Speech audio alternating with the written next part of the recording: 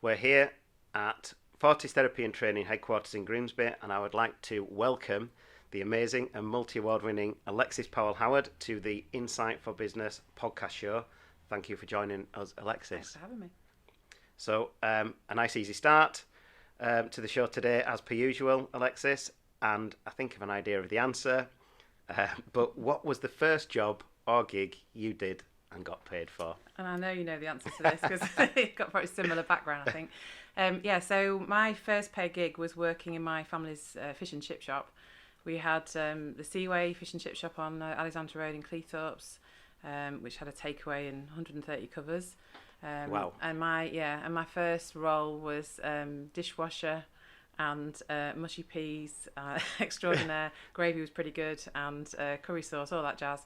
And then gradually worked my way up as I got older, and was probably more legal to be actually doing this stuff, to taking orders and takeaway and spud room, rumbler, chipper, all that jazz. And I think I remember you saying about running that 140 covers is no mean feat at all. No.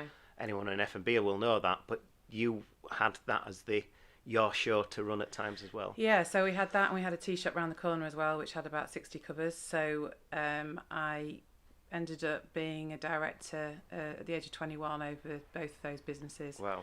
And was running the team, and obviously very seasonal business, so trying to generate income out of season as well. And retain the staff out of season is a toughie as well, isn't it? You get train people up and then... Yeah, and so it was a massive training ground, really great for me actually. I learnt a lot. I still now think, when I say something, I think, how do I know that? I think it's because I remember doing, X, Y and Z at the Seaway. That's how I learnt it. And because there were no systems, and had to figure it out. I didn't know anything, so I had to figure out how to do systems and processes and inductions and staff training programs. Did you get to the point of detailing those as a standard up and write it out? I Really? did. Yeah, I didn't know what well they done. were. Didn't know what they were. Brilliant. Yeah, but I did. It made sense. It's a great starting point, isn't it? Yeah. And then somebody comes in, here's the starting point for exactly. you. Read this. Yeah. And I worked for M&S after that. I went and got a job as a manager at Marks and Spencer's, which was completely blew my mind. It was totally different. I remember hearing the story. Yeah, but I realised that I knew stuff. I didn't know what you called it, but I knew it because I'd naturally kind of just done things because I felt it made the business better and more efficient, and the quality was different, and we retained staff and all that kind of stuff. So yeah, it was a really good training ground for me. Brilliant. And it is great to develop that naturally. Yeah, I think that shows something of the calibre of manager or leader you can be when you grow that naturally. And then if you get the validation through educational resources, such as a business degree that I did alongside working in business, the two that can be really powerful when the two come together. I did an HNC in business and finance at night school 2 nights a week, so I was working full time and doing that as well. And again, it was just kind of understanding the things around the law and around HR and systems and just everything that I was going along and learning. And at the time, probably thought, I'm not sure how relevant this is to what I'm doing now, but it's massively relevant for everything I've ever done. So yeah. Well, I did exactly the same, working full time, and I was 2 nights away at Leeds University learning Hard business. work, but worth it. But worth it, yeah. Looking back, really set us up. Brilliant. One area of the business that we've worked on this year at Insight for Business is the governance and structure therein, starting with our mission and vision statements, which have then shaped our policies, the procedures, and wider decision making. Fortis will be 10 years old in the summer of 22, next summer. What was your vision when you started out, and has it changed over the years? I think when I started out, I wanted to have a therapy service that did it well. I didn't really know in terms of aspirations. If you'd said, will you still be doing this in 10 years' time, I would have said, I have no idea.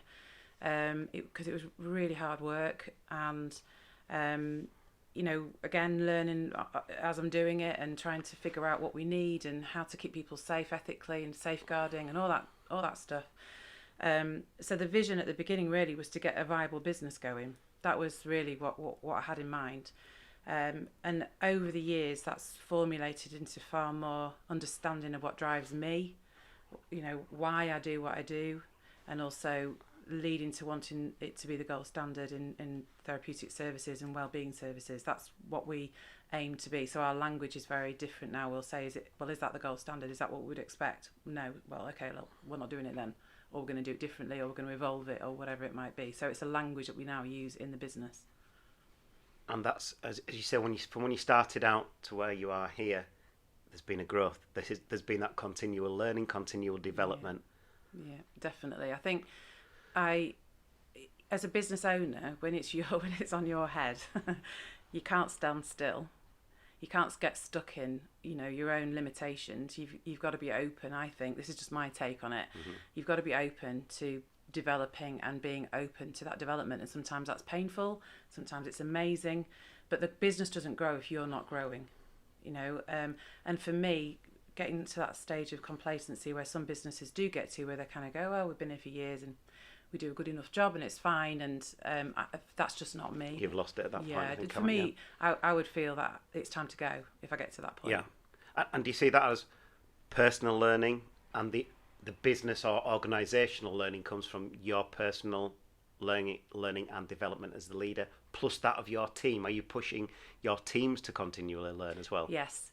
It's quite funny actually. One of my leads was seeing a client the other day, and she said, "You look." The client said to one of my leads, "You look a bit tired." She said, "It's because Alexis is making me do something I don't want to do, because I know it will stretch her. I know she can do it." So yeah, I do push people, and not to the point of not being able to function, but I know we think we're limited and we have those limitations, and actually sometimes it's just having a go, taking a risk, testing ourselves, and that's what we all need to do. So the business grows alongside my growth. If I look back 10 years ago to where I was as a business owner then, and what I didn't know, and what I've learned now, where I'm at now, it's massive. I'm massively different. Things that the business is in a different place, but so am I, for sure. Super, thank you. In your TEDx talk, you tell us about a life-changing event in your life and the aftermath of that, focusing on your mental health journey, where you negotiated unethical and simply shocking treatment. Was this a big reason for you to get into the fields of psychotherapy, counselling and psychology, so you could make a difference? And was this decision part of the sassy, strong-willed, fearless and invincible part of Alexis you talk about before the accident? Yeah, I think the accident and the subsequent kind of really poor treatment that I received, the reason I went down the route of starting to do counselling training was because I thought I need to know if my expectations of the treatment I think I should have received are right, if I'm being fair, or if actually I'm way off base. That's kind of how I started it, and I just kind of did a 6-week course. That's how I started, and I loved it. And then I thought, I know a bit more, and so there wasn't really a point until I'd actually qualified where I thought, actually, I could do this now. Right. I did it because I was learning. Again, it was that yearning to know, and I see there's a little bit of that analytical basis there of, was it, wasn't it? Let me find out. Yeah, and I did, and don't get me wrong, when I, had a therapist who made several passes at me, and I didn't go into detail in the TED Talk, there was much more to it, and also the one that fell asleep. I think I was very vulnerable at that point, and I was very anxious. I was very low in mood. I wasn't functioning very well at all, and it was almost like that was my default. That sassy part of me stepped in and went, right, hang on a minute, let's go and figure out what this is supposed to be about, and if you're being unreasonable or not in your expectations.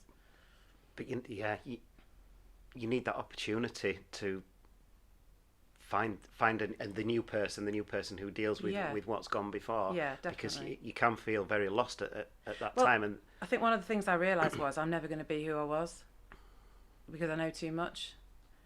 So once I accepted that, I thought, well, I can use those experiences in the future and I can develop from that point. But I'm never going to go back to being that 18-year-old. Yeah, that came out and shone through to me. And it was almost like a light bulb moment of, you make it clear there is no point saying I want to be what I was. No. There is no changing it. No. And it's not a bad thing either. No. We have a lot of clients that say, well, I want to get back to where I was a year ago. You're not going to get back to where you were a year ago. And there's a sadness in that, and there is something about being of losing something. But the reason you're in the place you're in now is because of where you were a year ago. So you need to leave some of that behind and move forward from that point. And you touch upon the broken jar. Is it the kintsugi? Kintsugi. Yeah. It's a beautiful metaphor, isn't it? Yeah. For It really is. I think one of the things when I was doing my TED talk and I kind of looked at the audience and said, if I had a kintsugi jar that represented each of you, they'd be different. There'd be different colours. They'd be patched in different ways. And I really believe that, you know, and actually if we accept that, life chucks stuff at us and it affects us and it does sometimes damage us, and we've got to learn how to fix ourselves or to at least accommodate it, then that's a different approach to mental health, I think. Definitely. And I take lots back to business and operational, organisational environments.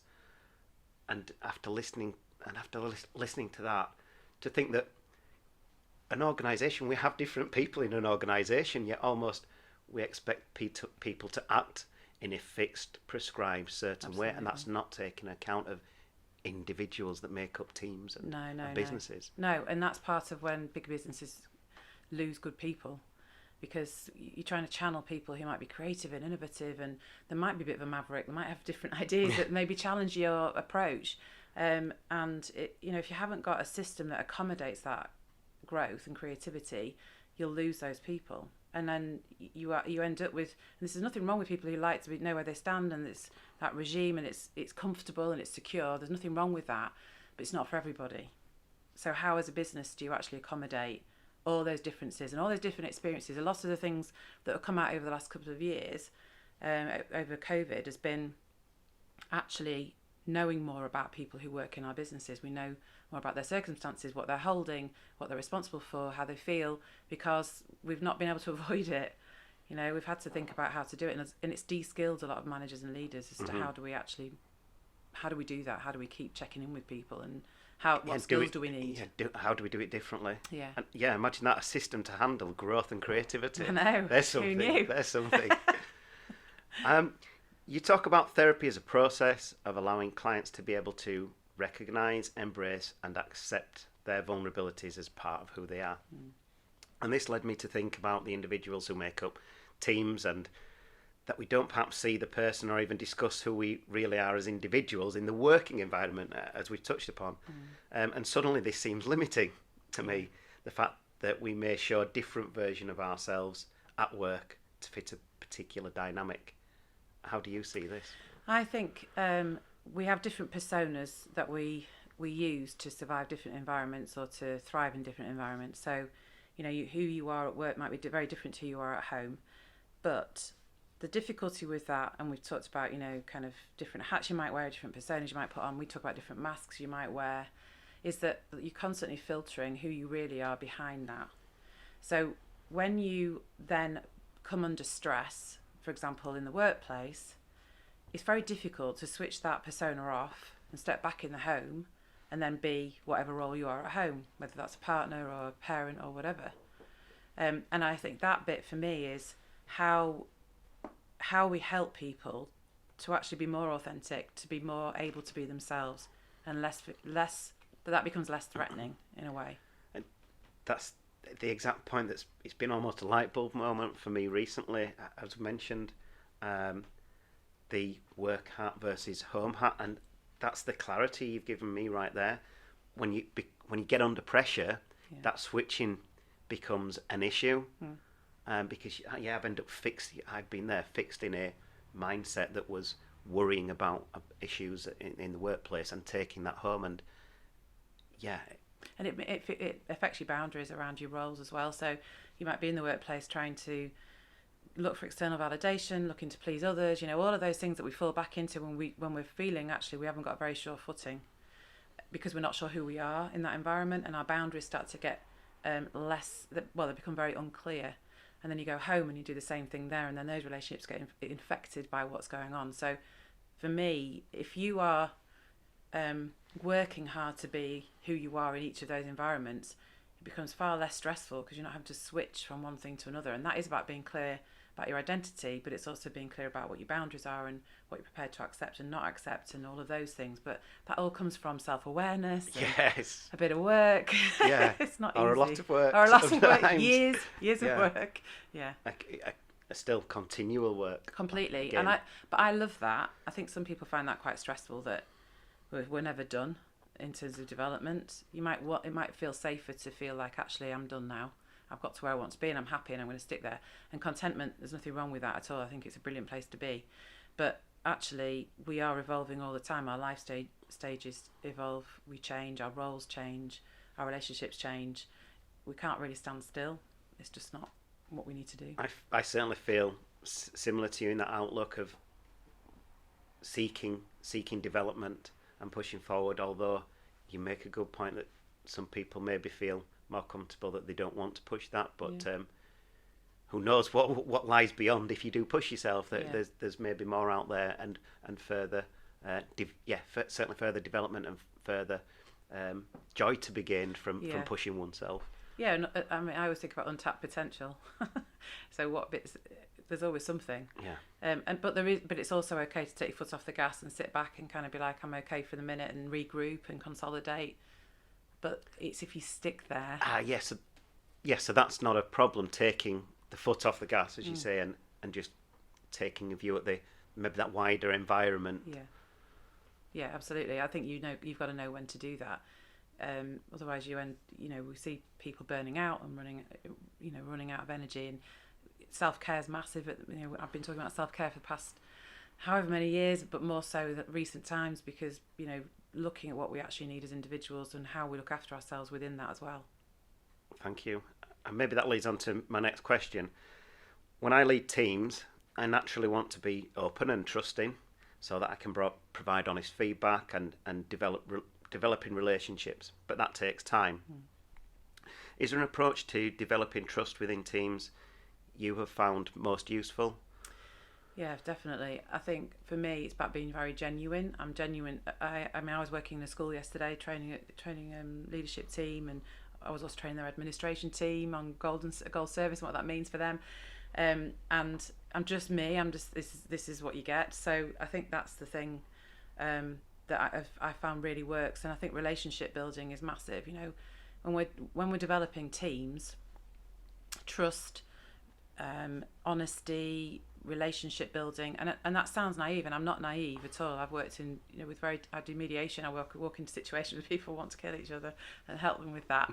So I understand those dynamics. But if you genuinely want the best for someone and you want the best for your team and you want to be able to work with them, then people read that and they pick that up. And I know in my team, I'm all about the feedback is great, but the feedback comes both ways. I made a decision the other day and it was a bad decision, and when I did it, I knew it wasn't right. And we had a leadership meeting. They were all like, "What was that about? Why did you do that?" And I've been somewhere similar recently. Maybe your gut tells you, no, this isn't quite right. Some alarm bells ringing, but yet I don't know. Maybe it's that central dynamic, that perseverance, that drive that pushes you. No, I've got to. Yeah. I should do this. Yeah, and they were like, well, so basically the question was how are we going to sort this shit out? That was the conversation. But it wasn't about giving me a hard time or blame. We were laughing because, it's okay for us to make a mistake. But it's important to do this, to hold your hands up when it's done and have that open conversation. What can you do? I'm not perfect, and I'm never going to be perfect. So none of us are. So that's the bit where I think in terms of managing teams, it's being okay to be vulnerable. It's okay to get it wrong. It's okay to, be unsure. There were times in lockdown where I would send the guys an email and say, this is what I'm holding, what are you holding? And they would have no idea some of the stuff I was doing and involved in, because I was working from home and they were working from home. But sharing that information and them saying, right, well, I can take that. Can you take this for me? And, you have that kind of collaborative approach. That works really well. Wow, yeah. Imagine that being open. Imagine that talking. Imagine that exactly. Sharing and looking for wider opinions. Yeah. But I think as well, we put in a lot of things to support ourselves. So, I have clinical supervision every month. I've had coaching when I've needed it. I opt into therapy when I need it. As a team, we have reflective practice sessions where we talk about where we're at with things and how we're doing in cases and all that kind of stuff. We can't promote what we're doing out there if we're not doing it in here. So we have to model it. That's the only way we can walk do the it. talk. Yeah. Brilliant. I had the chance to speak with you at BizHive Live recently after your Q&A session, picking up on your drive and the persistence you have to drive through your ideas. How do you manage this drive personally so that you're not overreaching and pushing yourself or your teams too hard? Well, sometimes it's about other people noticing that I'm doing that. if I'm honest. And So having a quiet word. my husband will say, "Are you, you seem tired, or are you all right?" Because I'm just like anyone else. Sometimes you're in it and you don't see it, or I don't see it. But I think I like to push my limitations. I do. And part of having Fortis, part of my struggles working in businesses was that I constantly felt my wings were being clipped. And that's the only way I can describe it. Like, I was like, let me go and do it. Let me, and they would not want me to do that, or people would be threatened by it, or, it was a wrong time or whatever. And I don't do that at Fortis. If I want to do it, we'll do it. If we figure out a great way of doing it, then that's what we do. If it's not the right time, we hold back. But I'm in control of all of that. So, I don't want to clip my wings and be limited. But by the same token, I've also got 3 children and lots of responsibilities outside of work that I need to be available for as well. And they're all teenagers, so teenage friendships is a big topic of conversation, or fallouts, actually, to be more accurate. So I've got to be able to create space and time for that as well. So what people see on social media and what we put out there in terms of what I'm doing, I'm doing all of that, but I am not managing my social media account. Somebody else puts that out for me. And, so it's what it looks like out there and what it looks like in here can be 2 different things. Yeah, I did sort of want to ask that question at one point, because it's here, there's so much, and yet, and you're part of a family. There's the home to think of, and it's almost, you can run away with the other things. You've got to make time, I suppose, and you've got to be disciplined in keeping that there. Yeah, but also they ground me. That's a big part of my self-care. Sitting down and watching Suits with my 17-year-old son, who is 6'2" and says, "Are we watching some tonight or what?" That, I love it. I absolutely love that. Treat night on a Friday night, we get loads of bread and cheese and we get loads of sweets and we sit and watch a movie and light the fire. We have rituals that mean we land and we get grounded with where we're all at. And, that becomes almost from necessity, because we're all busy. We're all at school and everything's going on. My husband works full time as well. You've got to factor it in. Yeah, that makes sense. Again, as you say that, you've got something to look forward to that's not just not the grindstone, but the hard work and the graft that's running the business and the operation.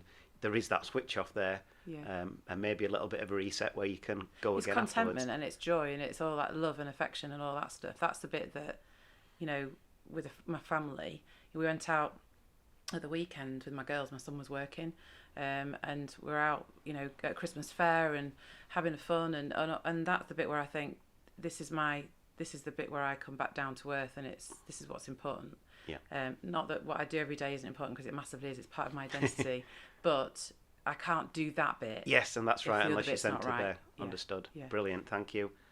At Insight for Business, we work with organisations to improve their systems and processes to generate more revenue.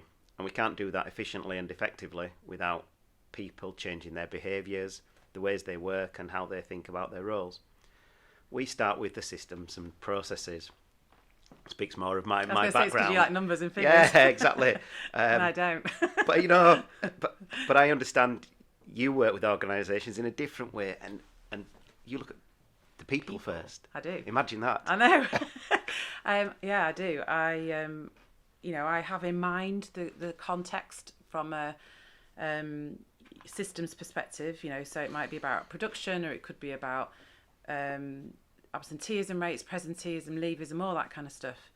But I want to know what the people are saying. People are our biggest resource in any business. They're always going to be. If your business grows, it's the right people in the right places, isn't it? And with the right approach and attitudes and as we say, they're your best asset. Completely.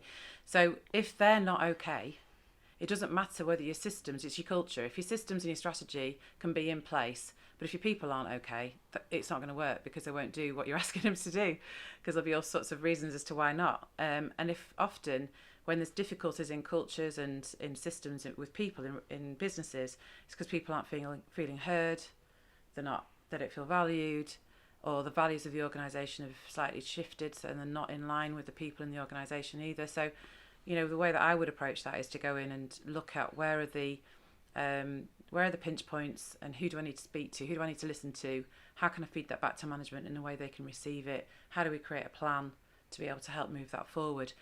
if the people are moving in the right direction and people are feeling like they're connected to what's going on in that business, all those other things will take care of themselves. The systems need updating, and the SOPs, all that stuff needs to be developed. But if you're doing that and you're not listening to what people are saying about how they actually do things, it's pointless. It's a waste of time and money. Yeah. So that's the way I see it, because I'm very people orientated. Yeah, well, that's what we do. We go in Gemba. We go where the work is done. Yeah. We go to the place where work happens. Yeah. But yeah, in my background, it was always the systems and processes first. I remember being studying business at Leeds. I was maybe I was 23, 24. I'd learned about organisational behaviour. I came back to work. I rewrote a process. I took 10 hours a week out of this process. Got it down. 10 hours work out of the process. 5 hours went on to John. Yeah. And I gave John a process and said, there you go, here's the new process. He'd been given a load of work. I was quite naive back then. I didn't understand the value of people. And that's something that... Engagement. It's engagement. Yeah. You've totally got to get the engagement. And if I'm going in to do, even if it's a mediation, I'm looking to how can I help these people? I'm curious, and I'm looking to how can I help? I'm not looking to push the blame about, or to listen to what someone else has told me about what might be going on in this circumstance. If I'm going into engagement sessions with teams, again, that's a perspective I've already heard. Let me hear your perspective, and almost bracket that off. And then you get people who want to be invested in what they're doing. And you might have, it's businesses we work in where, people are there until retirement. They've got a good retirement package, they're not going anywhere. They're really not very happy. And they might have another 20 years left yet. Really? Yeah. So why would, as a business, why would you want to continue working in that way and have someone who's actually just doing clocking in, clocking out? That's not what any of us want. There's no growth there, is there? No, we want that, the extra. That's what we want. We want people, that discretionary effort that we know we can get from people if they're engaged. So, yeah. I love it. It blew my mind when I understand it. It makes sense. I've just come such a long way from systems and process. Oh, yeah, the people as part of that, but almost to look at it from that people point of view first. Yeah, it's a completely different view. Yeah, definitely. I recently found out what a systemic practitioner is, and I wondered if this practice informed any of your wider organisational approaches, such as the tribe, thought, reflection, identity, belonging, empower approach, which I understand has been shortlisted for an innovation award. Does tribe have its roots in systemic practice? And can you explain the tribe approach, please? Yeah, so my training, my background, I've got lots of different types of training, but one of them, I did a postgrad diploma in systemic practice, and that's about family systemic therapy and couple therapy. So, but you can apply those thoughts, those ways of thinking, those ways of working into organisations. So you look at the whole system. I often put a picture of a car engine on my slides when I'm talking about it. So I look at the whole system and then think about the subsystems within it. So which bits are working, which bits aren't, which, as I said, about which are the pitch points, which bits aren't being looked after and nurtured, and what's the historical context in the organisation, all of that kind of thing. So the idea of looking at things systemically, and we do this when we're working with families or we're working with clients, we're not just looking at that one individual view, we're looking at the impact in the wider system. So how does that buffer off other people? How does that ripple out? So if you've got leaders, for example, who aren't invested in people, who aren't actually interested, just want the production or they just want the outcome, it's just blinkered. It's very blinkered, yeah, and you're not going to get what you could get out of that business. Fixed mindset. You're not leaving yourself for a growth. No, and we know that the research tells us that even from a wellbeing perspective, if people on the management team don't believe it, then it's going to be tick box rather than it actually being something that's embedded and invested in. So tribe is around an approach for each organisation. So we don't have like an off the peg, this is what's going to work. We go in and listen to management, we listen to what's going on, and then we help them. So if I take what we've done in the police, for example, we listened, we do a lot of therapy for police officers. We went in and did some training and listened to some of the kind of middle leaders. Then we developed more training. So that came with Keeping the Peace, and then we've done a Keeping the Peace 2. We've done trauma-informed training. That's come from listening to what's going on. The force put in reflective practice that they do internally. So before you know it, you're injecting different pieces of support for different layers and different roles for people, and it shifts the system. And it's the same thing in a chemical plant we do a lot of work in, have worked in for 5 years. You know, we did all this piece of work, put coaching in for leaders. I coach the senior leadership team every month. Somebody else coaches the engineers and the shift managers. We're now just putting in coaching for senior operators and senior technicians. I've done all engagement sessions with them. So we're just pacing the change as we go through. It is the pace as well. That's fantastic. Again, looking at the whole organisation, not just looking at coaching the senior leadership, but through top to bottom. Absolutely. Yeah. Brilliant.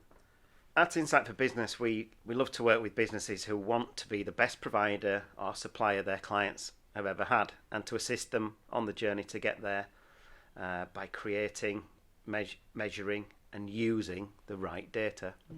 I see a similarity here with Fortis, where you're aiming to create the gold standard of mental health therapeutic services.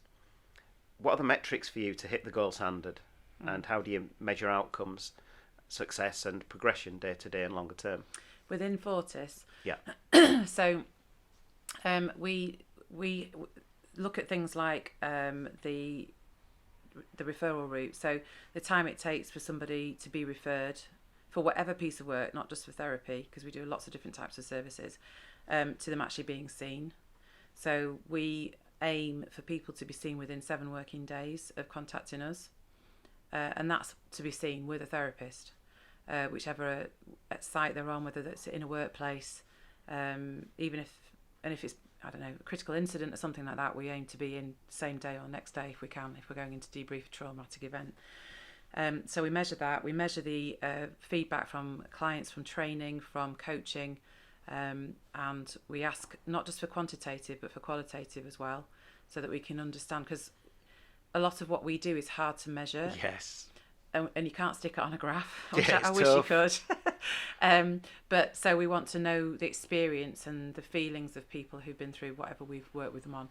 So we gather that information. We look at our associates and we measure their CPD. We make sure that we're doing internal training, which our next lot starts in January. So we do internal training to develop people, and we measure who comes to that. We measure who comes to the peer support. We look at their levels of engagement as well, because we want the best people to work with us. We have regular conversations as a team to track against the plan that we have for the year, and you know, my overall kind of strategies, if you like, in terms of my exit plans and everything else. So we're looking at it in lots of different ways. If we're working in schools, we have regular meetings with schools. We have regular feedback from clients and from parents. So we're constantly listening and monitoring, asking questions, communicating. Yeah. And if we have, say, new therapists working with us, we will ring those clients within the first 6 sessions and say, how's it going? Is everything okay? We always ask about everything from finding information about us to the manner that someone took the phone call, right through to seeing your first session, and then the outcomes from the work as well. So every level. I've seen you bring in top quality people, don't you, into the business? You're looking for that high level of experience. Yeah, absolutely. I want the best people. Yeah. So at the minute we're advertising, I think, for 5 different regions, because we've got work in all of those regions. And obviously we do work online, so that's across everywhere. So so we have people who work with us who we've developed into being able to work as therapeutic coaches, as well as doing therapeutic work, who might facilitate reflective practice groups online for teams. We have a lot of that going on. We've just had a whole multi-academy trust who have commissioned us to do that for all their head teachers and all their designated safeguarding leads. We've got other businesses where we do reflective practice for every member of their teams. You know, they're big commitments. That's really thorough. It's very big pieces of work, yeah. So we've got to be as competent as possible and evolving all the time to be able to support people in their development as well. So, yeah, the whole thing goes round in a feedback loop, really. Yeah, one thing that comes to light from my study this summer, looking at the old-fashioned, if you will, or the historical causal route to planning, which is where you plan every single step to get to an outcome. And something you described there about how you engage and how you assess the teams and develop that it fits in with the more effectual strategy, which is around looking at who you've got available, what skills are needed for uncertainty in the future. What skills do I need here and now to help me move forward? Yeah. Without actually planning every single step. Yeah, I don't plan every single step. Yeah, you put the people and teams and strategies in place to allow you to be able to develop, move forward, and shift. It's fluidity. So if I haven't got the right people, I've got to recruit the right people. I've got to recruit the people in the right way. There's no point. Often when we haven't got the right people, it's because we haven't recruited in the right way. So that system has to be right. And then if we're looking at what we might need to do in the future, so for example, in our area, therapists who work with children and young people are very hard to find because there isn't any local courses to be able to do that. Now, we have a course we could run, but we're running CBT diploma at the minute. We've got a lot going on, so that might be something we do in the future. But I've also got to get the balance right with not educating people to then be directly in competition with what my business does. So there's a strategic part to that, but I can develop the people I've already got in the business to be able to help them to bridge that gap. So I've got expertise already here, so why not use that to be able to support them? We also work within all the ethical frameworks for everyone's different membership bodies. So everybody who works in different ways therapeutically has different ethical frameworks. Very similar themes though. So that's where we go back to. That's our kind of line in the sand, if you like. That's not gold service. That's just what we should be doing. And anything above that, what we strive to do in terms of being effective in the way we work, so people are more integrative in their ways of working, they're more confident in how they work.